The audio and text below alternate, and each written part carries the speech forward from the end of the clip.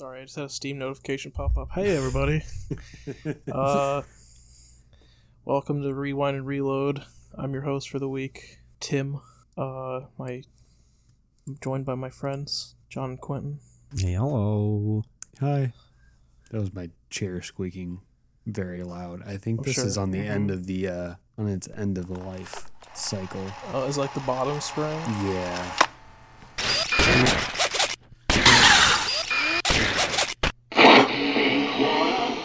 Join Pikachu, Ash, and the gang. The Mandalorian is great in the new series, and let's check out what's new in the world of pop culture with your hosts, John, Tim, and Quentin, and a podcast we call Rewind and Reload.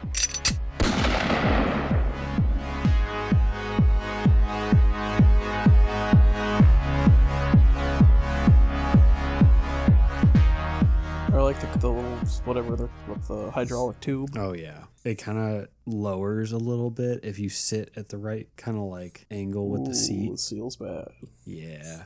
I want to get a nice one anyways, but... Yeah, I just got my student loan refund. I should get a Herman Miller. I was going to make a Herman Miller joke, too. I was going to say John shows up next episode. He's in a fucking Herman Miller, and I want to end it. Bro, so Stop like... being my friend. Okay, so... I have my friend, my old roommate, his parents like kind of live in like a nicer community or whatever, and I was helping one of his friend's parents move one time, and my friend's dad had a Herman Miller chair, and I was freaking out, right? I was like, yo, this is insane, and everybody was looking at me like, what the fuck are you talking about? I was like, do you not understand what this chair is? Nobody understood why I was so excited over it. This chair costs more than my rent. Honestly, yeah. How much would one cost? Like... over $2,000 for the nice ones. Like, you can look it up while I vamp a little bit, but like... Oh yeah, I forgot my intro. Hey fellas, how do you feel about exploring a fictional teenager's emotional trauma for an hour? Because that's basically what this whole series is about. Trauma and an alternative religious interpretation. Hell yeah. We're going to keep going. Every week we're going more and more off the rails. See, I would say we're going off the rails, but like the show just went off the rails in 1995. I was going to say, this show was never on the rails. It started. Like, we'll get in. I told you I would, like, scrape the surface of the plot just in case, because, like, I do think everyone should experience it. But, like, there's some production stuff even in there that's like, oh, okay. Things just did not make sense. Herman Miller chair, by the way, $700 for one that I almost... That's, like, the cheapest option, though. There's one that's $979. They just keep going up. Look at like their executive chairs. Those are like the high price ones, and those are the like over $2,000. It's nutty. So the one that's $699, I stole from a guy when I was at Ryan. I almost took that chair home. I almost stole it. I should have. I think I might still be able to get it. I might try. Oh my god, one's like 3,000, like adult flex. 3,275, 4,995. Yep. Jesus. Yeah, I might try to get that chair now. Now that I know what it is, I didn't realize that was... God, why are so many people so uncultured when it comes to nice computer chairs? Why isn't this household knowledge? It was kind of an I don't know. You and me are the chair. only two who I know. The only two people I know who know about them. The one that I had at Ryan was kind of uncomfortable. Oh wait, I have. That's it fair. Probably wasn't a Herman Miller. It looked identical to this picture I found. Yeah, because everybody wants to be Herman Miller, but they ain't. I'll find out. I was gonna make a joke about how it's a Chinese knockoff and try and make like a Chinese name with an H and an M, but I don't want to like dive into that pool. Not yet. Once we get established, we can't piss anybody. Once we get established, yeah. I can't make everyone mad with my poor Chinese pronunciation. I have news saved in my phone. I have to find it. I have some. How was your guys' weeks in the meantime? Yeah, I have some stuff on my phone too. So Quentin, go first. My week, I was supposed to start school again, but then I got really sick. So I have not had to go to class all week. But I mean, like, it's syllabus week, so who gives a shit, right? Yeah. It's fine. Yeah. Were you? I can't find it. I thought I had it saved, but it's not there. Were you able to, just video in for your classes, or were you just totally No, out? so that was the thing. Like, I asked one of my professors today, I was like, hey, can you just send me the Zoom link? Because I know he, like, streams it to the other campus. Yeah. And he's like, oh, just watch the recording after. Like, I'll post it afterwards. Just watch the recording. I was like, why can't I just join the Zoom call from home? Like, Yeah. That's what we did all last semester. All of the semester before that as well. Like, we know this works. Just let me do this. But it is what it is. But I have a feeling I know who it probably is, but no, it was he's a newer guy. Is it? Okay, okay. Because I can definitely see one of the professors I had when I went there being like, I don't want to figure that out. Yeah, no, he's a newer guy. Like, I had him last semester too, so like he knows how this works. Like, I know he knows, but yeah. It is. I mean, it is what it is. I wonder if I don't really care too much. I wonder if he was worried that if he let you do it, a bunch of other students would try to start doing it. Maybe, yeah. I could see like that, the time I tried to turn in work 1 minute late and I wasn't allowed to do it. No, get fucked. No, that professor does not work at the university anymore. Don't. I'll go back next week for real, and then it'll be weird. Just, I don't know. I haven't been on campus in so long. It's strange. What news do you have, or how was your week, John? Because I forgot mine now. Give me a minute to try and think of it. Yeah, my week was good. Yeah, I have some stuff in here. So you like the couple days span there of the OnlyFans blow up? And you mean the marketing stunt? Yeah, it was definitely. Kinda. But they lost a lot of user base, and I have a feeling a lot of people aren't coming back. Yeah, well, Carly made the comment it's probably them doing this kind of made a. It's not them. Well, I'm just saying this happening. Yeah, no, I understand. Is making a lot of the creators on OnlyFans be like, well, I should probably find either other media outlets or other things to do. Just in case. Yeah, just in case this could happen. So from my understanding, it's not the corporation OnlyFans' decision. Yeah. MasterCard is the one trying to crack down on basically any sex work, and they threatened to pull support from OnlyFans because of that. And then so people would have to use alternative cards other than MasterCard. I feel like OnlyFans would just. I feel like they should just be whatever. Everyone will just get PayPal Visa won't touch cards. Why don't they just accept Bitcoin? That's true. A lot of those horny coomers do mine Bitcoin too.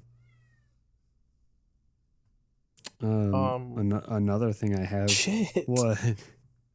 I can't think. It's bothering me. I had something that I was like, oh, I'm gonna bring this up. This will be a cool story to talk about. And I can't think of what it was. Is it the great James McAvoy story I sent you on Twitter? No, but that was pretty good. The story about James McAvoy getting addicted to Elder Scrolls 4 Oblivion to the point where he had to burn the disc. I saw that. He was late to work and shit. Yeah, he was late to a shoot, and he was I just put it on the stove, let the disc burn, and I said that was that. Oh my god, I didn't read Honestly, the whole thing. I feel that though. It's good to know that even people with high paying jobs still get addicted to video games, and it becomes a problem. Yeah, like Henry Cavill, he's like a huge gamer. He like built his own PC and stuff, and I think I remember seeing him at like something where like he's played like he like subtly flexed like his graphics card, and then like somebody asked him about a game, and he's like, "Oh yeah, it runs great on my 3080." He played all the Witcher games before, be doing the Witcher series, and he read all the books too, but he played through like all of the games. He put like a shit ton of hours into it. It's impressive. I see. It's probably good. We need more actors like that if we're gonna have video game movies and shows. Yeah. Did you guys see that Kanye built a replica of his childhood home in Soldier Field? Yeah. So in Soldier Field? My favorite. Yeah. My favorite thing about that house is a few years ago, Kanye West posted a picture of his house on Instagram, and Offset from the Migos just commented "bando," like slang for abandoned house. Yeah, okay.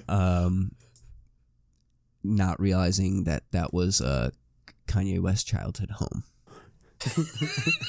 That interaction just always makes me laugh whenever I think about it. But yeah, no, that's happening right now as we speak. Isn't it for like his concert or whatever? It's for the Donda release. He's having an album release at Soldier Field. Yeah. I mean, Chance the Rapper had a festival there. Well, Chance the Rapper's last album also sucked. I mean, yeah. That's undeniable. Donda could be good. It has potential. Kanye is actually releasing some weird website thing where people can customize any song on Donda. So essentially, he's just crowdsourcing the mixing. I was going to say, is it like you can mix your own cut of the track and then like pay to have it printed? I don't know exactly. Or to like get the MP3s? I don't understand how it works exactly, but it literally just sounds like he's like, I don't want to mix this album. I'm going to let people do it for me. You saying the site thing made me think of what my thing was, actually. So that's fun. Hey. Did you guys see the weird bit of viral marketing that the new Candyman movie did? Oh, yeah, where you say Candyman in your mic 5 times on the website. Uh-huh. And it gives you the secret trailer. It shows you the secret final trailer for the movie. I didn't see that. I'm going to have to do that after this. I don't remember where I saw it, but I was like, that's kind of genius. Yeah, I think it's really clever. I really like fun little like web design stuff like that. Yeah. Like, how the fuck did somebody figure that out? Like, did somebody figure that out, or did like they kind of have to like push people to do it? Yeah. You know? Yeah. Because like shit like that, like that kind of like ARG type stuff. Like I feel like you kind of like really have to like kind of push people to do it. You have to like make a fake account and be like, check what I found. Yeah. And then people are like, why does this account only have one post? Well, it seems legit to me. It's fine. I don't know.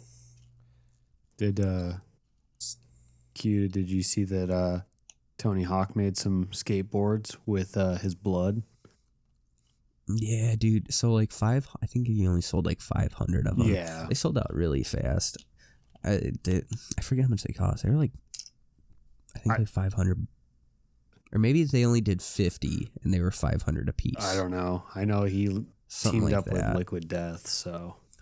Yeah. It looked cool. Pretty cool. I like it. The graphics release really neat. I don't have a problem with it. I think it's really cool. I don't know. Yeah. How do we know it was his blood, not the blood of children that he sacrificed after he kidnapped them from the X Games? Like Lil Nas. Yeah, see, that's a good point. They never specifically stated that it was Tony Hawk's blood. It was just blood that he owned. No, he showed that it was. Well, he's a mega rich celebrity, so he has fridges of spare blood in case he needs it. Yeah. For the infusions. Yeah. What I'm saying is Tony Hawk is basically the new Rothschild. Tony Hawk is instead of banking, he's the Rothschilds of skateboarding. Yeah. Whenever he blows out his kneecaps, he can pay for like an Asian person's kneecaps and replace them. Oh my god. Maybe that's why he was at the X Games. Or not the X Games, the Olympics. He was just scouting for new tendons. Yes. The Olympics is actually just a giant bidding war for body parts after the Olympians don't Yikes. need them. That's If a conspiracy theory you could get people to believe. if I go missing in the We're next gonna couple start that. days, No, let's remember start this. that. Let's start that conspiracy. Let's Let's just make a take random. Let's just make a random post on the conspiracy subreddit and see how far it goes. Oh man, we should. It'll break up the good. It'll break up the anti-vax and pro-Trump stuff on there. So Yeah, I'm tired Yeah, of we that. we gotta throw a curveball in there. We could do a live stream one night, just like type it in there, and then just watch the comments Oh my roll God. in. Or just do one of those shitty YouTube live streams where it's like, I'm here to reveal the truth to you. It would be so good. And it's got like 2 viewers, and people are fucking like. That's why people start taking horse dewormer and shitting their guts out, literally. You guys seen that, Yeah. right? Oh yeah. Oh yeah. The whole Yeah, that's a fun saga in the COVID story.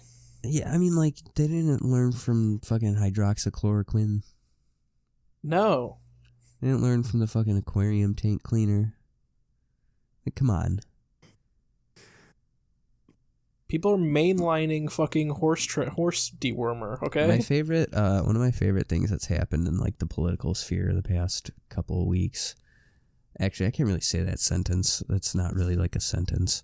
But a thing that happened was that Yes. Trump had a rally. I forget where exactly, but he And told he got people, booed. yeah, he told people like, protect your freedoms. But I got the vaccine, or I got the shot. I don't think he said vaccine specifically. He's like, if it doesn't work, you'll be the first to know. Haha. And everybody was like fucking booing him, and I was just like, you're so quick to turn. Well, he's part of the deep state now. They got to him. Yeah. They got to him. He's been compromised. He's part of the secret group that acquired the Dead Sea Scrolls in 1947. Which we'll talk about in a little bit. Oh God. Tim, did you watch Green Knight yet? No, because it's $20 to rent on Amazon. The ratings are not great. I've heard it's the opposite. I'm not. A24 art movies are always like this, though. Yeah. Where, like, your general audience will be, like, kind of bad. And then, like, people who actually, like, enjoy, like, the art of movies will be like, no, I thought that was his paw. For the audio listeners, which there's only audio listeners, Quentin had his cat in his lap. No, like, people who, like, enjoy the art of movies are like, I've seen people being like, no, it's pretty, like, the visuals are pretty solid, and, like, the score is really good. So, like, I would love to see it. I just don't want to pay $20 to rent it. Yeah. That's kind of how I feel about most of the movies that are coming out right now. Like, Yep. they're like, yeah, you can stream it if you pay for it. It's like, no, I already pay for the service. I think $30 to stream from home. Yeah. I'm good. Why would I even watch the movie when I can watch every Easter egg in Black Widow breakdown on YouTube the next day? I haven't watched Black Widow for that reason, that I'm like, I'm not paying $30 to own this movie. I'll just wait until it comes out on Disney Plus. That's Yep. where I'm at. Like, I kind of want to That's- see Shang-Chi, like, when it comes out, because it looks really good. But I also don't want to Is go. that another primo? Huh? Or is that are they forcing that to a theater release first? It's only theater release. Fucking Disney, dude. Yeah. So I don't know if I'm gonna go see that either, or the Eternals, because both of those I'm pretty sure are only theatrical releases until, a couple What months about later. the New Mutants, the movie that flopped really hard? I think that's already out. Oh, it's been out for like a year and a Yeah. half now, but like it's always funny to bring up that they were marketing this like Marvel meets horror, and then it was like not that. No, and then not to mention that. But I've also heard there was a lot of studio interference. Really, like we can't make Marvel movies too scary. Well, I know they kept waiting to release it with like COVID and stuff, but like even before that, it was sitting on a shelf for like 3 years. Yeah, Like you see that one girl from Game of Thrones in there, and she like looks totally different because she looks so much younger. Why can't I think of her name? She plays Arya Stark. Yeah, I can't remember her name. can't remember her name either. Like Maisie Williams or something. Is that Yeah, what that's it is? it. Sounds Mhm. correct. I kept thinking of MBB, you know, Drake's little side piece. Oh yeah. Millie Bobby Brown. Oh god, I forgot about that weird saga. Why did Yeah. Drake used to text Millie Bobby Brown? Why was that a Drake's thing? kind of a weirdo. All right, we're like- getting really off the rails right now. Yeah. Let's take a break and then we'll talk about another thing that has adults with weird things towards children. Yeah. Okay, and we're back. Surprise, surprise! Tim talking about anime again. We're talking about Neon Genesis Evangelion because the last movie, I guess the last movie by Hideki Anno was released. There might be more. They said they want to open up the property. We'll see what happens. But yeah, I was gonna really cover Harry Potter, but like I said recently, a series very near and dear to my heart concluded after 25 years of weird production history. It's literally like a month younger than me. It came out in October of 1995. And I guess if you enjoyed our weird esoteric religious ramblings a couple episodes ago, you're probably gonna love this one because, boy, there's a lot more to go. I'm kind of kidding, but not really. Like, it's not founded in like earthly religion. It's just kind of like a background piece to it, and you'll see what I mean. I could dedicate an entire video to like talking about the religious themes of Evangelion, but I'm like 100% sure someone's done that, so I won't. Go watch someone else's. So Neon Genesis Evangelion is an anime that began airing in October of 1995 and was directed by Hideaki Anno, who I didn't know until when I was researching this. He directed Shin Godzilla, the That's 2016 one. That's kind of cool. Was that the Which Bryan makes- Cranston one? No. That was like the weird one that like the weird Japanese one where he's like this undead Godzilla almost. I think it literally means dead Godzilla, where it's like the little pupa thing first, and then it becomes the big. I think 2016 just threw me off. Which makes like a lot of sense when you look at like certain angles that are in Evangelion and then compare them to the angles in Godzilla. It like you can be like, oh, okay, I can tell this is an Anno production. I would probably say Evangelion is maybe one of the most influential animes ever made. Like tons of pop culture has referenced or paid homage to it, including like Regular Show has like an entire couple episodes that are like a lampoon of it. The movie 1 Hour Photo starring Robin Williams Yeah. is a bad guy. There's a video of that in our Discord where like Robin Williams is like handing the the toy. Yeah. I think he buys the kid an Evangelion DVD too. I don't remember, but like Robin Williams is the bad guy in that film. So I don't know. I didn't know that. I've never seen it. I've just seen that scene where he gives him like, he's the like toy. he's like a weird like antisocial dude who like develops photos and like starts thinking he's part of this family that he develops photos for. I have seen this movie. Oh. Yeah, it's a story. I've watched like a video about like the plot of the movie, and it's like a fucking weird movie. This just like unlocked a hidden memory. That's so weird. That's so weird. I have seen this movie. Holy shit. Never mind. Okay. Steven Universe paid like a little reference to it in an episode with like the congratulations scene. That's pretty infamous from Evangelion. Mm-hmm.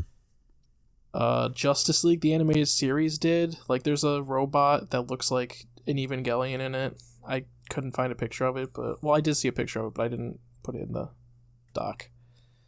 And, like, there's multiple, like, little cameos in comics. Like, I'm fairly sure I've seen, like, a page from, like, a Gerard Way comic that he did from some series, and there's, like, the 3 main characters of Evangelion are, like, in the classroom with whoever. I don't remember who it was. Maybe it was his Penny Parker run? I don't remember. Yeah, see, like... Maybe. If you... Honestly, like, if you look into, like, any, like... Anything with robots in it, I feel like there's some kind of Evangelion reference to be found. Like, giant mecha robots, like, in Western media, I should say. Yeah, that's fair. But yeah, because it's, like, hugely popular in both the East and the West, and was, like...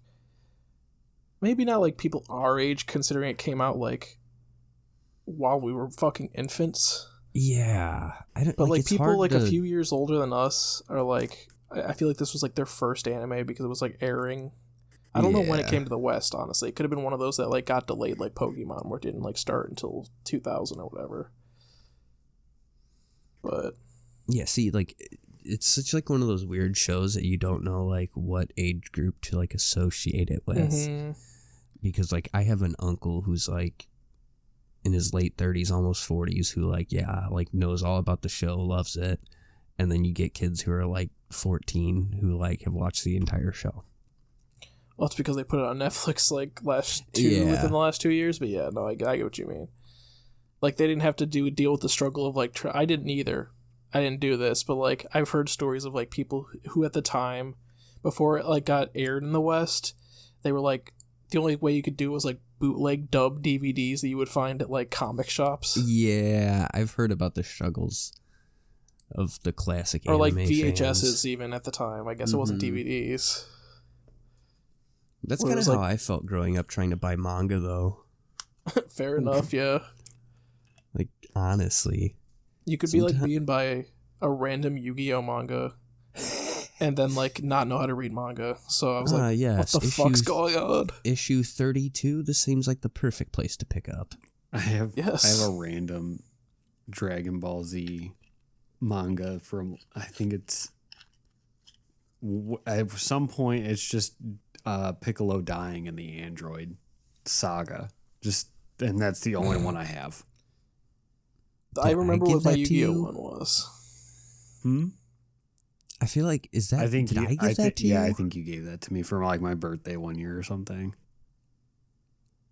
Because I remember that. I don't know. Yeah, I think because I got it for my birthday, and I think it was you. Dude, holy shit! I just unlocked like a memory in my head. Oh god! So the Yu-Gi-Oh manga was the part where they're like fighting over a skyscraper, and if Yugi loses the duel, like Teo will fall from the. It was that issue. And on the back, it had like a little T for teen symbol, and I scratched that out with Sharpie because I didn't want my mom to see it because I was like 7. That's awesome. Even though she bought it for me. So she probably saw it. She probably saw it. Like, yo, dude, those Yu-Gi-Oh mangas didn't fuck around. Like they got like dark. They were serious shit. The English censorship of them is fucking hilarious though, or like the anime English. Censorship of it. I think shoot, what is it? There's one card that Merrick has that in the show it's just kind of like this weird little thing that kind of just gives you a hug, and in the manga it's literally like this iron helmet that clamps over your head and like drills screws into your brain and like kills you for taking life point damage. I was thinking of the one from, I think it's GX, where, like, the kid finds his dad dead, but in the anime, it's just, like, in the anime, it was, like, an empty floor, and his books were spilled all over it. He's like, my dad is missing. Yeah. I think it was 4 Kids, right? I think, yeah. Whoever did the Yu-Gi-Oh! Dubs just really censored it and did it really dirty. I mean, the 4 Kids... get the full experience. The 4 Kids dub of One Piece is fucking hilarious. Like, there's a scene in the like one of the first episodes where like someone's getting a gun held to their head, but in the 4Kids thing, it's like this weird contraption with a boot on the end of it. Pirates don't have guns; they have boots. Everybody knows that. Yeah. It was like an Acme like boot launcher on a spring. Oh God. It was fucking great. But That anyway, probably only makes One Piece better, though. no. But I mean, we can talk about really bad dubs because the Western dub of Evangelion was not great until the Netflix one, really. We'll talk about it a little later. So I kind of wanted to focus on the really like odd production history of the show and like the subsequent rebuild movies that came out years later and only recently concluded in the year of our Lord 2021. That being said, I'm going to give a very surface level plot overview that deals more into like the background info that you don't really get in the show, because I think it's very interesting. And introduce like the main characters of the show. I'm sure I'll get derailed somewhere because that's how it goes. We should rename this just like Off the Rails or something. Rewind and re-rail. Re-rail and re-rail. Hell yeah. Billions of years ago, an alien race sent the seed of Adam, or sent the seed of life, Adam, to Earth to create life forms that would become known as angels. Sometime later, a second seed, Lilith, accidentally collided with Earth and created the moon as we know it. In the event that two seeds were present on the same planet and accidentally merged together two separate types of life, the spirits of Longinus were supposed to disable the second seed. However, due to Lilith's crash to Earth, the lance, or the spear or the lance, they kind of bounce back and forth between that. In that seed was disabled, causing Adam to be the one who was halted, thus halting the creation of angels on Earth. Unironically, this sounds like Scientology. Kind of, huh? I'm like not even joking. Nope, I know you're not.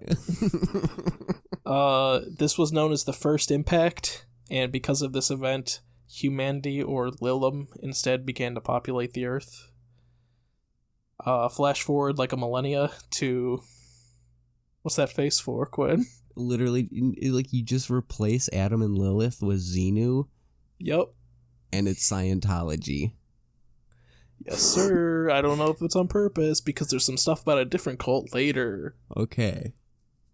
Flash forward in 1947, when the Dead Sea Scrolls were found. In addition to the scrolls that were found in real life, a set of secret Dead Sea Scrolls were obtained by a shadow organization known as SEAL. These scrolls foretold the coming of angels, the Evangelions, the Third Impact, and other future events that will come. Is this supposed to be a reference to Mormonism? I mean, it's just the Dead Sea Scrolls. Those were real. Yeah, but the secret Dead Sea Scroll, like, that reminds me so of... you're saying, like, Gendo stuck his head in a hat and only he could read them with his glasses? Yeah. I think that reminds me of that. Like, oh, we got the super secret. Hey, Rules. Sometimes it's easier to read, out of a hat. Fair enough. Yeah. Flash forward to the year 2000, and SEAL has found the white moon of Adam buried in Antarctica. And due to a contact experiment by the research team, led by one Dr. Katsuragi, the experiment initiates the second impact, which essentially awakens the angels that have been dormant. Also, this is when a character named Kawaru is born. It's kind of important later.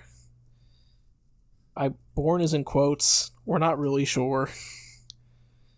Also, the contact experiment is more or less just merging of Lilim and, like, angel DNA, which you're not supposed to do, and that's why, the spears went off. It's bad. It's bad. Wait, no, that's the wrong bullet point. There's a nuclear war. There's no reason why. I couldn't find any. Except for, it was going to happen eventually, I guess. Just like on our the planet. war destroys. It's because this is an anime that was made post-World War II. This was an anime made post-Cold War, so they were like, well, what if it did happen? One day it will. And nuclear war destroys Tokyo. Humanity builds Tokyo 2, a city expressly designed by SEAL to withstand the Angels' attacks that were to come. And, I wonder why they did that. During this time, a few of our main characters are born. Our main character, Shinji Ikari, the son of Gendo and Yui Ikari.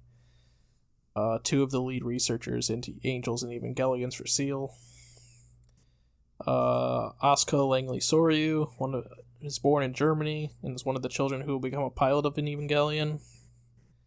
There's also like a lot of background plot here, like the characters Misato Katsuragi, and I think her name is it's something with an A. They just call her Ritsuko in the show. They meet and go to college together.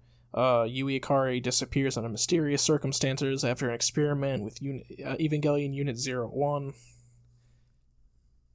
Tokyo 3 is being built in secret underneath Tokyo 2.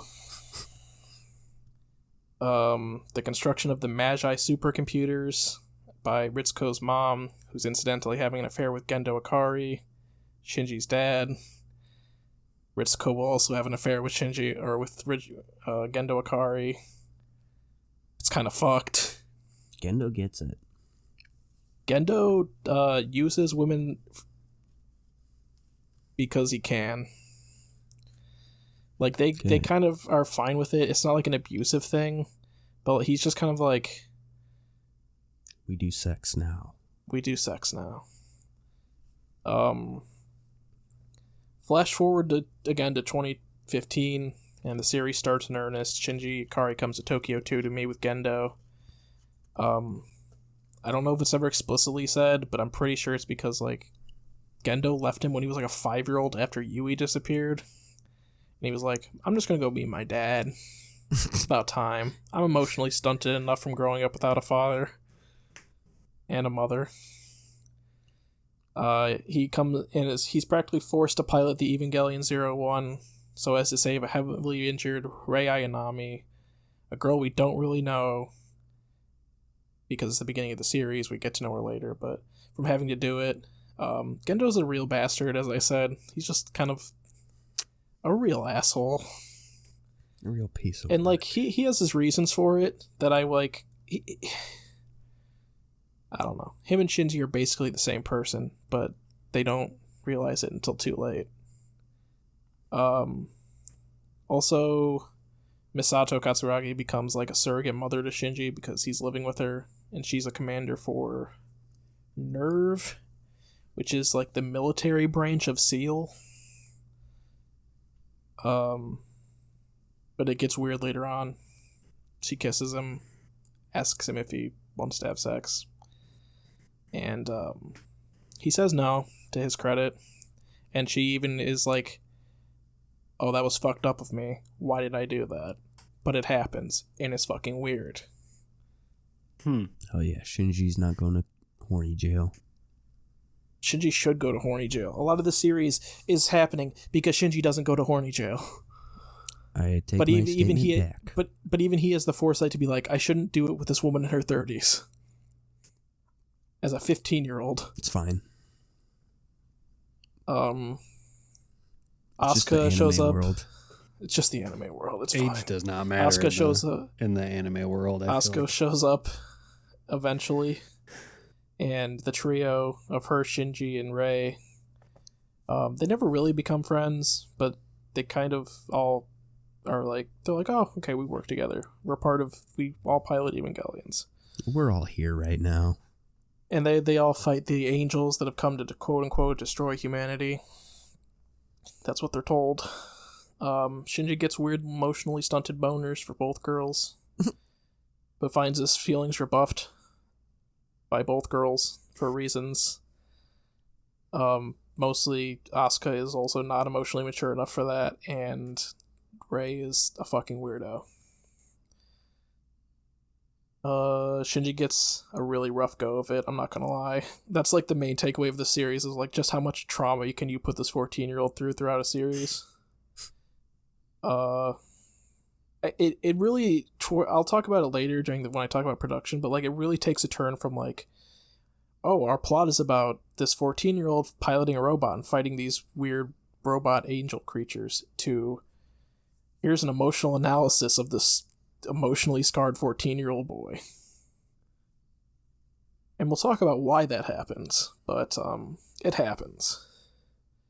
Like I said, there's the original series, there's a very distinct turn. But before episode 14, it's like a Monster of the Week anime, where they're like, oh boy, new angel's coming, how are we going to fight this one? There's unique circumstances that we have to adapt to, like Shinji and Asuka have to play DDR to up their sync rate so they can attack the angel at the exact same time on opposite sides so they can break the armor at the exact same time.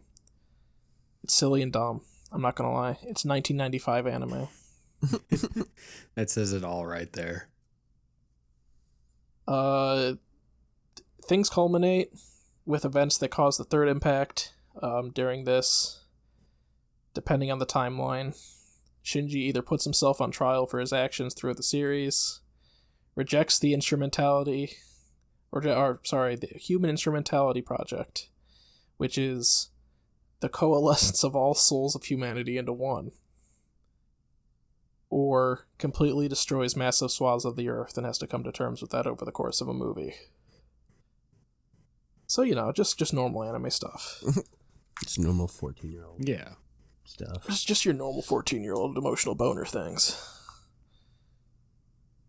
So it's probably clear to basically everyone that I skipped over a lot because, like I said, I didn't want to spoil too much because I really do think Evangelion is something that needs to be experienced for yourself.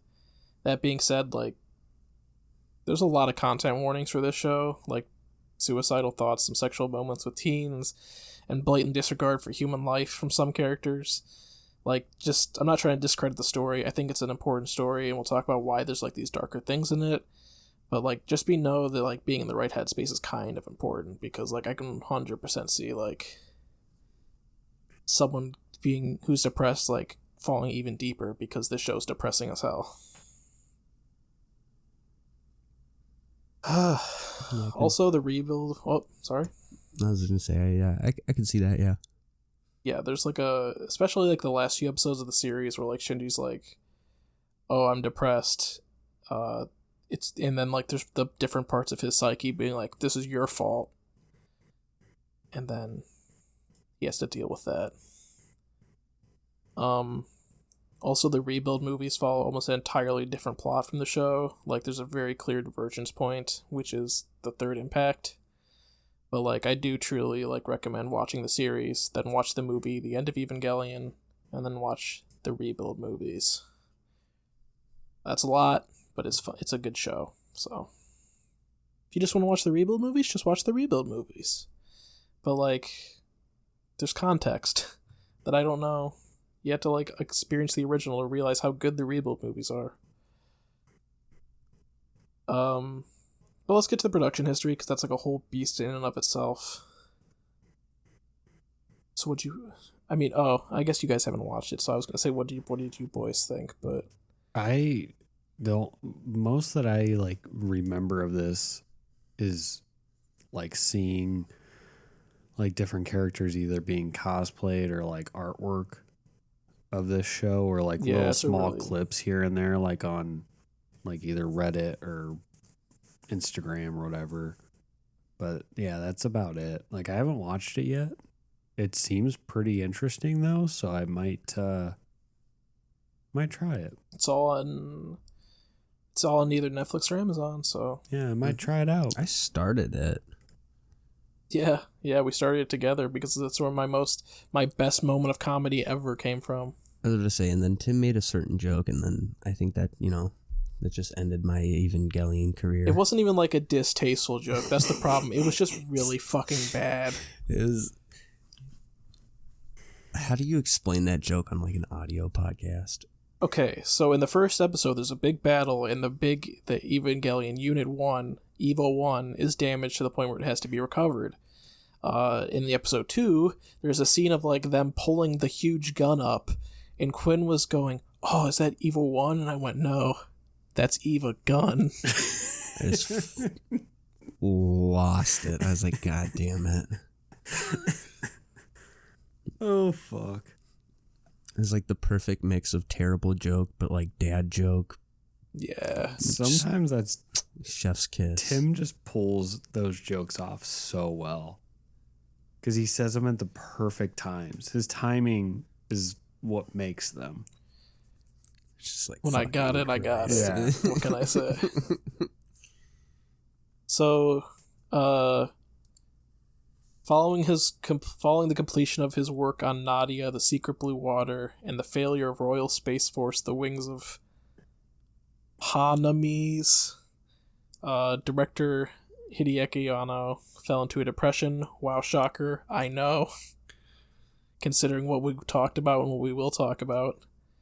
According to the co-founder of Gainax, Yasuhiro Takeda, Anno agreed to a collaboration between Gainax and King Records, which is a Japanese record label, while drinking with a King Records like representative, and they basically guaranteed him a time slot for anything.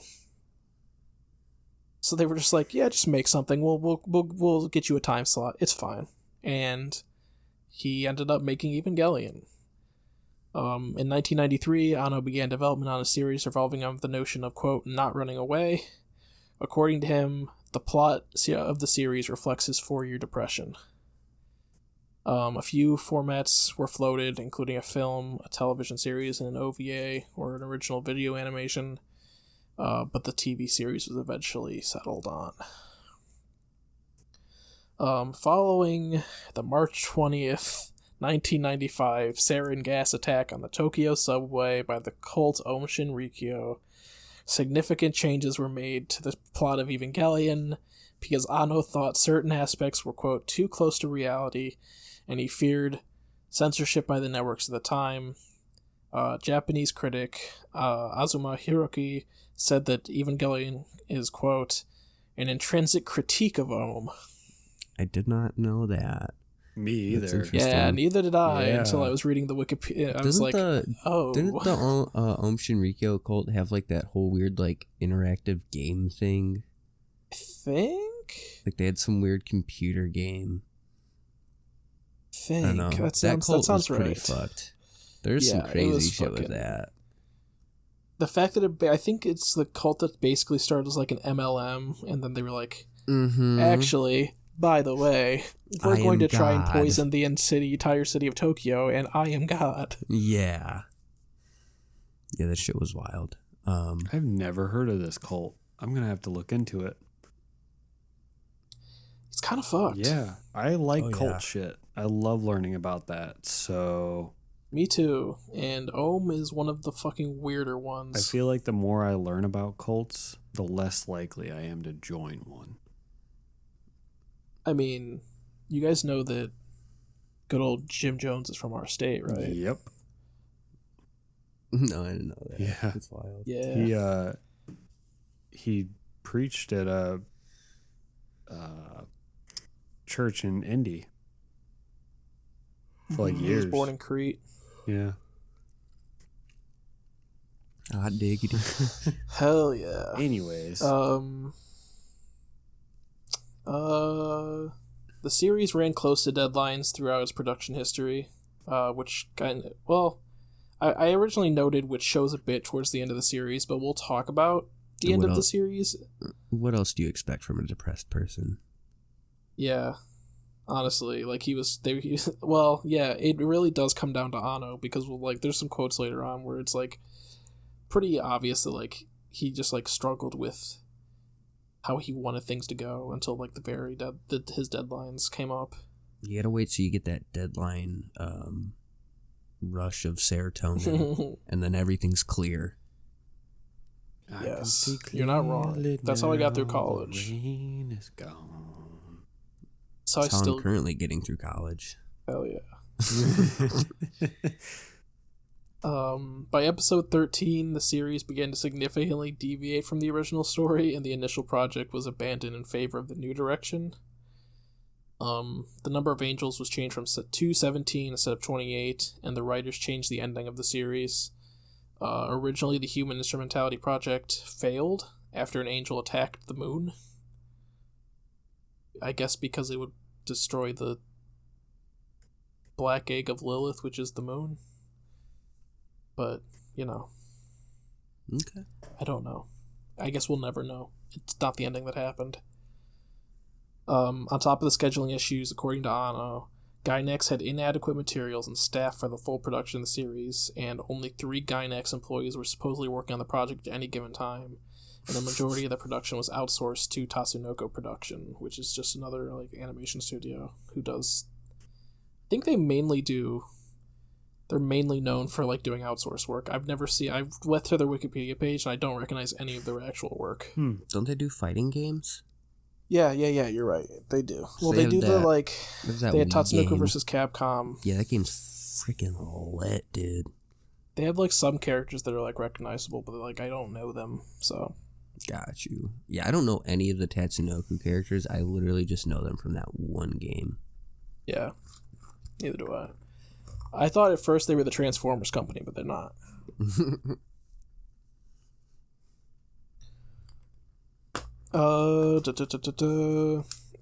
Starting with episode 16, the show changed drastically from the grand narrative concerning the salvation of mankind to a more narrative-driven character studies, like I said.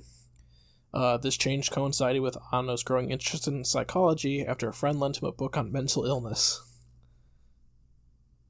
See, that's wild to me because I feel like this is one of those shows that you need to plan out from the beginning. But it's nah, you think so? He's just kind of going on the fly with it. Well, he plans later on when he gets to the movies because... Oh, okay. Much like other Gainax properties, they were kind of... He was just I'm going to make what I really wanted to do. With the the Gurren Lagann movies. Okay. This change in focus culminated in a psychoanalysis of the series characters in the last 2 episodes. Necessity forced Anno to abandon the script of the 25th episode and work with an entirely new one. These final 2 episodes featured heavy use of abstract animation, flashbacks, simple line drawings, photographs, and fixed image scenes with voiceover dialogue. The weird 4-minute scene of... why can't I think of her name? Is it Mitsuko? Is that Shinji's adopted mom? I said right. Yeah. Yeah. Masato. Yeah. There's a still frame of her and another character having sex for 4 minutes. It's fucking weird, but it's important in the fact that when you realize oh, she was also just using him for to be close to someone. And they kind of explore that relationship more in the movies. It was a flashback of them in college, and it was okay, but why do we need this 4-minute still frame where we just hear you just hear a sex scene happening? Okay, yeah, it seems like a bit much. Sometimes you gotta There's some do weird what stuff you that gotta Anno do. decides to do. That's 240 seconds.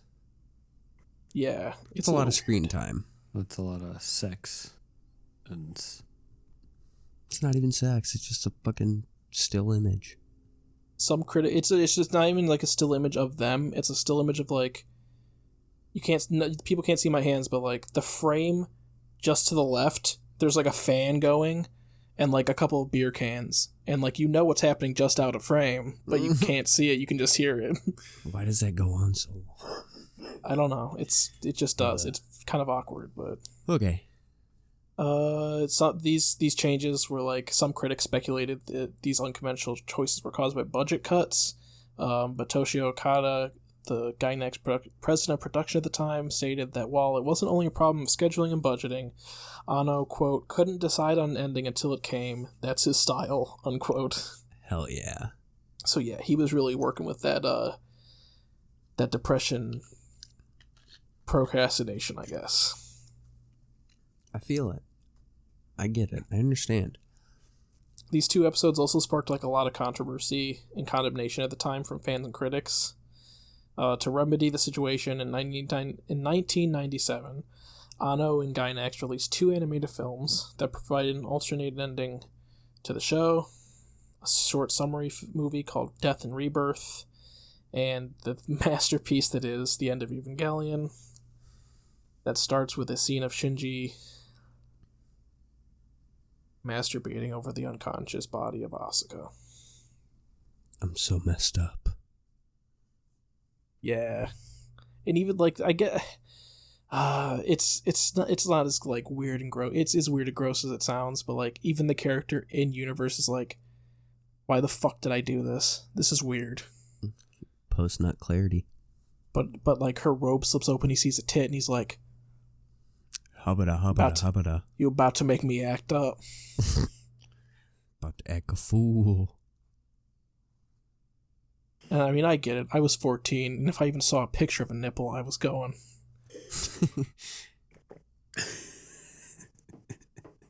Tim just saw like just a nipple, just the areola. He's just didn't matter. You're not wrong, man, dude. woman. Like, I could see the top of an areola, and I'd be like, like, you know how time to sometimes go. you get like Ready a to little, rumble. like sometimes some I got some where they're like little bumps on there, like almost like goosebumps. You just see one of those on an areola. I see the Nip very bumps. zoomed in picture, and all I see is that bump, and it's like, about to make me act up. And then things were quiet. Until 2002. In 2002, Anno began production for the Rebuild films, spending nearly 6 months of pre-production before being delayed by other projects. Like, he made a movie and, like, a couple of series he was, like, a director on, I think.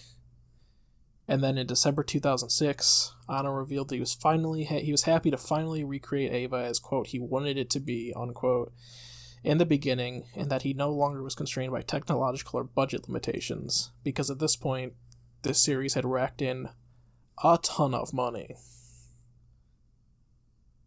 So they could basically do whatever they wanted, which is, you know, good for us, and good for him, honestly. The Rebuild films are pretty notorious for having some pretty serious release delays.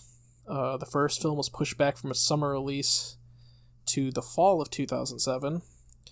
The second was pushed back from 2008 to summer 2009.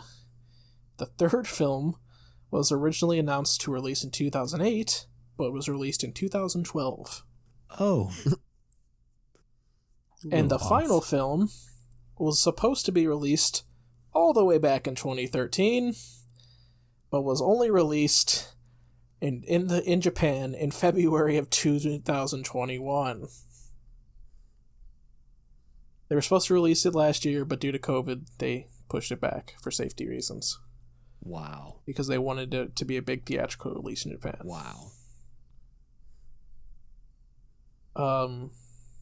Yeah. Anno had planned to make a new Evangelion story since 2000 and wanted to open up the franchise to new creators. 3.0 plus 1.0 is now intended to be his final Evangelion work, though. That's something I didn't talk about. The Rebuild movies, they're titled really fucking weird. Name scheme. Very interesting. It's like Evangelion 1.0, and then there's like I don't remember what it is. Let me look it up real quick. Evangelion Rebuild movies. They have like some fucking wild names. Let's see here. Okay. Evangelion 1.0, you are parentheses not close parentheses alone. I think these are all supposed to be Shinji's inner thoughts, at least the first three. Evangelion 2.0, you can parentheses not close parentheses advance. Evangelion 3.0, you can parentheses not close parentheses redo. And Evangelion 3.0 plus 1.0, thrice upon a time. Yeah, no, that makes sense. They also got the lady who sang Simple and Clean to do like the main track for this movie. The 3.0 plus 1.0. Okay. Which was fun. Why the not in parentheses? Is that like a thing? So I think it's like the parentheses are supposed to be like the negative psychology of the character Shinji being like, you can't do this. Oh. I think, because the movies do like focus quite a bit on like Shinji's like inner turmoil of like just how emotionally fucking scarred this kid is. It's fucked up, like I said. Gotcha. All of the franchise is actually pretty easily available for the first time in the West, like maybe ever. The original series, Death and Rebirth, and the End of Evangelion are all on Netflix, and the Rebuild movies are all on Amazon Prime. So, like, if any of this sounded fun, check them out, I guess. I don't know how long the movies will be on Amazon, but since 3.0 plus 1.0 was, like, the exclusive release in the West, probably for a little bit at least. Also, I'd probably, like, die if I didn't mention some of the controversies for the new dub that Netflix brought. First of all, the original TV run had a cover of Fly Me to the Moon as the outro song, but due to the record company that controls Frank Sinatra's music being pieces of shit and charging insane amounts of money per episode to license the song, that didn't happen. I don't remember the exact number, so like don't quote me on it, but I'm pretty sure I've read that it costs in the tens of thousands per episode to get the license for that song.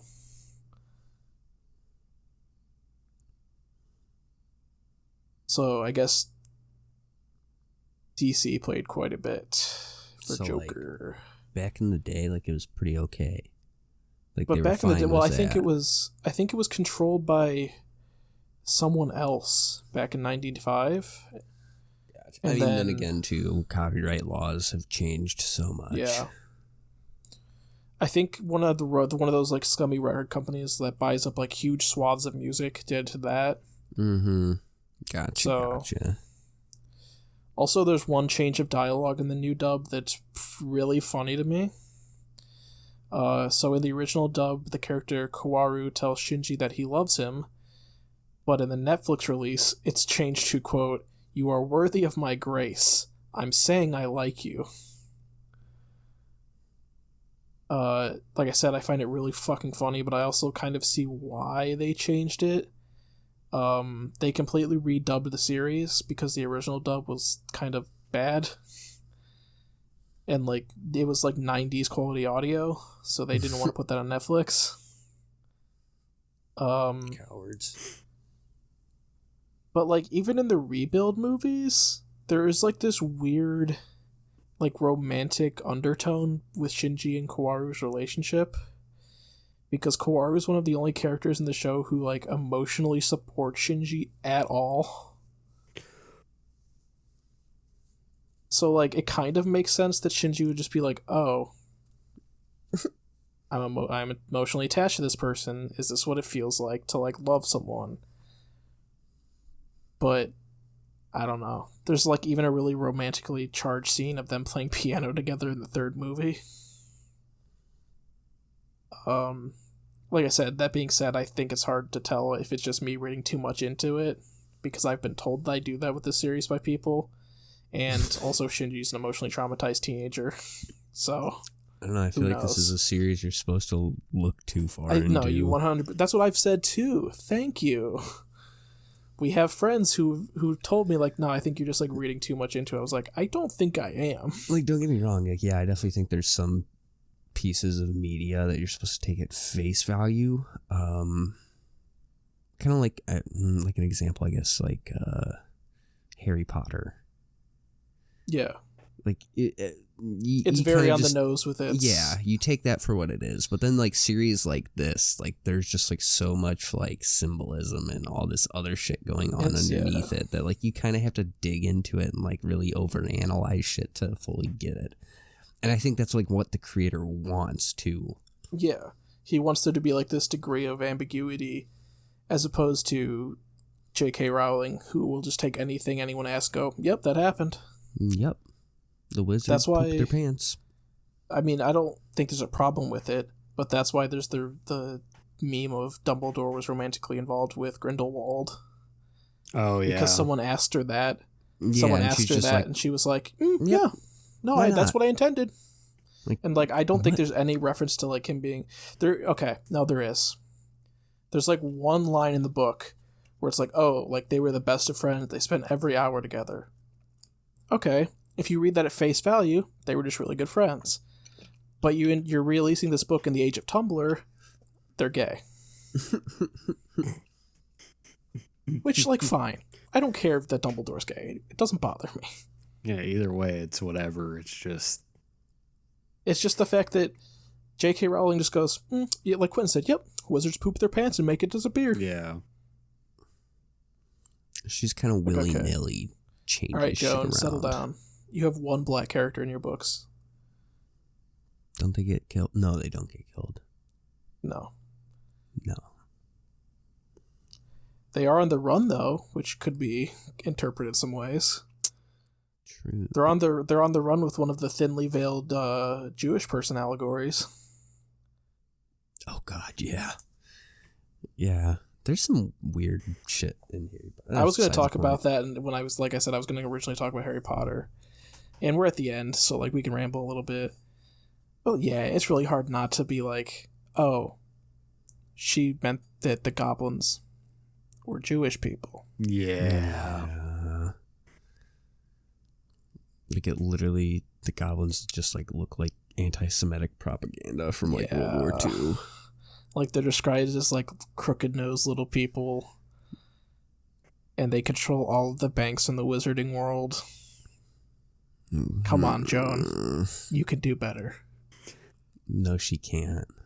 Yeah, that's the problem. She really can't do better. It's fucked. But if you point out though, like there's one black character, just be like, well, there's two Indian girls. It's like that doesn't count, Joan. I mean, they're people of color, but like, she'd be like, I had an Asian character, and then you'd be like, yeah, and you named them fucking Cho Chang. It's true. That's fucked. You didn't even try. Oh God, I don't even know what to say to that. I feel like the only way that would be. Then she's I feel like she's a turf. So yeah, I feel like the only way naming an Asian character something kind of like that is if you named it after a Asian person you knew, but she definitely didn't. So it's kind of racist. Yeah, she's just like, what is the term? Is it alliteration? Yeah. Yeah, this just sounds good. This sounds right. We're gonna do this. Yeah. It also doesn't help like how much of a main character she makes that character. It's just like right there in your face for like a whole 2 books.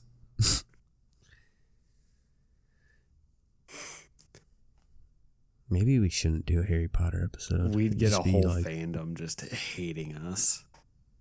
And I'm part of that fandom, dude. I still like Harry. I reread Harry Potter last year. I just don't agree with the shit that fucking J.K. Rowling does. I like Harry Potter too, and like after J.K. Rowling came out and got kind of canceled, like a lot of people in the fandom are like, these books are still like part of our life and like helped us through shit. Yeah, but we don't like her. Yeah, you just kind of have to separate the art from the artist. I just really want shitlibs to read another book. Is that a thing? Yeah, dude, oh my God. It's like they go hand in hand. Like the really shitty liberals I love Harry Potter. Oh, I see what you're saying. I thought Shit Lives was like a podcast you listen to. No. We should start one. Like, we'll just... Oh, God. Me complaining about politics, that'd be fun. No, wouldn't it be bad? Let's not do that. Oh, God. Yeah. So what we're saying is that our shit libs like the people who just like want to be outraged and mad about things. It's like the Trumpers, but on the other side. So yeah, it's like the liberals who are like the people who are like, oh, okay, Joe Biden's in office now, everything's better. They just think everything's going to magically change because the man in office has a blue tie instead of a red tie. That's so it's what I mean by shit. It's like that person who cried to the sky when Trump got elected. Yeah, exactly. Gotcha. Yep. Yeah, those people. There's a lot of people. I hate politics. I just want politics to be boring again. Yeah, kind of be at I that think point. there's certain things that need to be changed, and when those things are changed, let's just keep things good. Nice and quiet. You know what? I'm just gonna say it. Just abolish government, guys. Whoa. Now you're sounding like one of them anarchistos. Or one of them libertarianistos. Goddamn libtards. No, libtards and libertarians are very different. I'm just... Yeah. One of them is a thinly veiled far-right people. Like libertarian, they're legitimate libertarians, and they're the people libertarians are just Republicans who smoke weed. Yeah. That's all a libertarian is. I would probably be considered more like a libertarian or an independent. I probably would be too. Like, to be honest. I fall somewhere in the center because I don't think either side is good. I think everyone's shit. Everyone's shit, and there's a couple good things. I think there needs to be a term limit on Senate seats. Yeah. I think there needs to be. I don't know. I feel like anarcho-socialism. It's the way to go. I don't want no socialist government. That's I don't want the government to come down on me for saying that. Why socialism and communism fucking end in ism, huh? Coincidence? I think not. But they love capitalism. Venezuela 3 million iPhone. Checkmate. What about the Freedom Phone? You guys remember that? There's a Freedom Phone? Yeah, it was like a Chinese Android marketed as like there's the only phone that supports free speech, but it was like filled with Chinese spyware. I love it. Oh, that's good. I like that. And you know the fucking boomers are buying it up. Oh, they did. Yeah. It's like, I love free speech. Now China has like a direct, easy database of like people they can target. Oh yeah, aren't they supposed to be releasing the list of people that they've identified for the Capitol insurrection soon?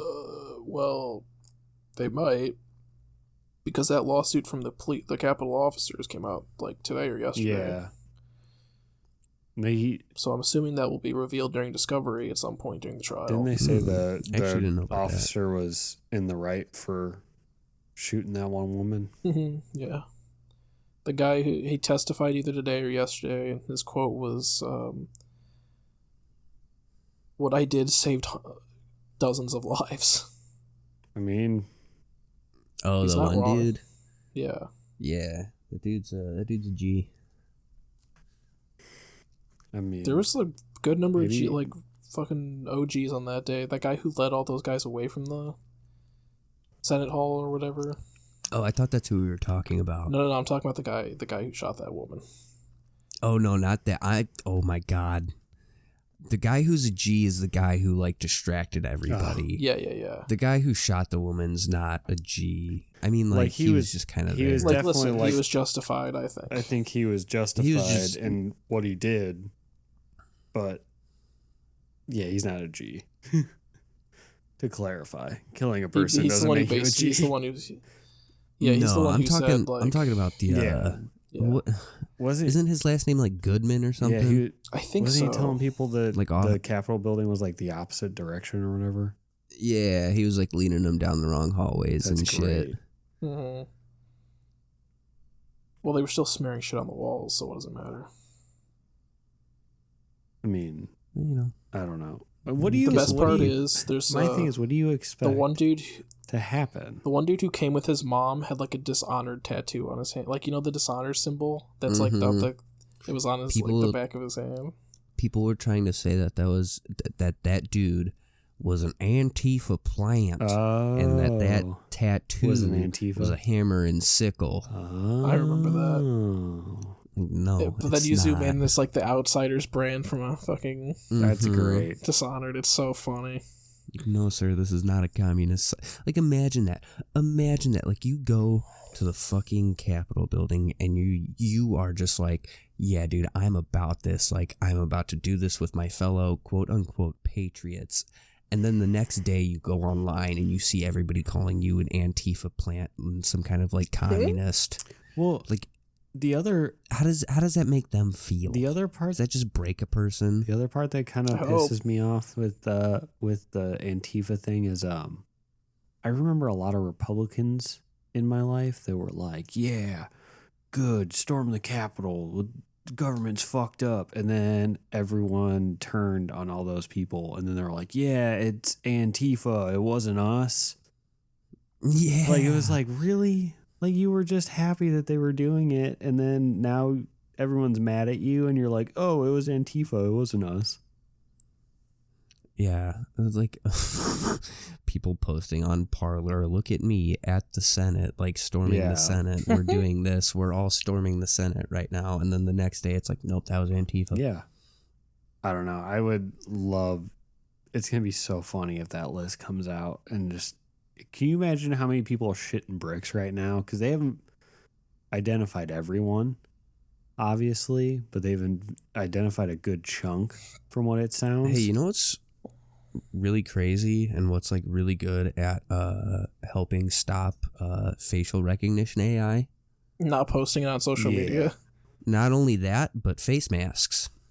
But these people are so anti-mask. These people are so anti-mask that they're like, I'm not going to wear one to storm the Capitol building. Yeah. Well, I mean, it's kind of surprising that they just weren't wearing balaclavas the entire time to be so. Right? Like, you didn't cover your face or nothing. Like, you're that. But they were decked stupid. out in their soldier cosplay. Yeah, I got my. My thing is though, could you imagine all those people right now that are just sitting and they're like, oh God, they might release the list. Oh man, my work might find out that I was there. Like, people have been fired over this rightfully. But like, there's probably people sitting at home like, and they're on the list and they're just like, their clock's ticking. As soon as that list is out, like, they're screwed. One of my favorite stories from the insurrection is actually there's just like this photo of a dude, and he's just like standing on some chairs, just kind of like watching everything happen. And people talk to him about it afterwards. He's like, "Yeah, I wasn't really like a part of that. I just kind of went in there and I just kind of like I wanted to witness it all happening." Dude, I was watching it live the day that happened because, like, I saw like news. I was like, oh, because I remember seeing like, oh, there's gonna be like a big protest and stuff like that, and like I was playing games with a buddy and I like saw the thing pop up on my phone and was like, what the fuck's going on? So I turned on like C-SPAN on YouTube and I was like, what the fuck's going on? Yeah, I was at NIPSCO at the time, and you know how I didn't really do a whole lot while I was there. We were just watching that all day, like live. It was like, are you guys stupid? Like, how dumb are you? I got random drug tested at work that day, and I went to like the doctor place to go pee in a cup, and I was in the waiting room watching it happen, and I was just like, this is a really weird experience. Yeah. I'm watching people storm the Capitol building, and then I'm going to go pee in a cup and hand it to a doctor. Okay. Yeah. This is a normal day. This is a normal fun. day. Well, should we wrap up? You always want to do plugs and wrap up? Yeah. I think once we start talking about pee, it's time to wrap up. Wrap up to PP. You can find me at jmergs. Pretty much anywhere on Twitch, Instagram, YouTube, all that stuff. You can also catch me on my other podcast, Socks and Scandals. We have 3 episodes out right now, and this will be out tomorrow on Friday. So next Friday, we'll have episode 4 out. Hell yeah. Heck yeah. What kind of scandals do you guys talk about? It's not really like us. We were originally going to do like a parody news thing about scandals that happen in like, you know, the new age world of TikTok and influencer drama, and then we realized how much work you have to put into one of those, and now we just sit with nice colorful socks and sandals, and we just ask each other questions and get on Reddit and just talk. My man was about to do a whole nother drama alert. Pretty much. About to be the next Keemstar. We were going to be like Deaf Noodles or something, kind of like that. Yeah. It's like Def Not but... Keemstar. I don't like him. I don't think many people do you can anymore, find but... It's Keemstar. I'm 40 years old, and I'm talking to you about 17-year-olds on TikTok. Him and isn't he dating like a 22-year-old? No, they just broke up. She's 20. She's 20. And they just broke up. Nice. And she got too old for him. Sounds like Aleister Crowley. Dude, he did go through a lot of boys because they got too old for him. I mean... you can find me on Letterboxd at Timmy C. I think my last review was either... I think it was probably the Evangelion movie. You can find me on Twitch at TJams, TEAJAMZ, and everything else is Hot Pink Waffles. I'm not spelling that one. I'm on Twitter at Gondola Driver and Twitch Boxwine, but the O is a 0. And I think I updated our hot links on our bio, so all of our new stuff should be in there too. Hell yeah. I believe so. If not, I will do that. Oh, I forgot about that. I forgot that I had the master list of that for the longest time. Oops. No, I have it now. It's all good. I did my research one day during my lunch break and got all your guys' socials. Copy and paste. Oh yeah. I just got all your guys' socials. Oh, yeah. But all right. yeah. So that's about it. Oh, you can check out the podcast, at Rewind Reload pretty much wherever. I'm working on some of the YouTube stuff still. Kind of got busy this past week, but getting there. Yeah. So also, we have the Patreon that we probably should plug at the beginning, but oh yeah, we have the Patreon now. Rewind Reload is where you can rewind and reload. You can find that on Patreon. It's in our link tree on our Instagram, and then I'll put the hot link in this. And yeah, go support us. And I don't know. I'm losing my mind here. It's getting late.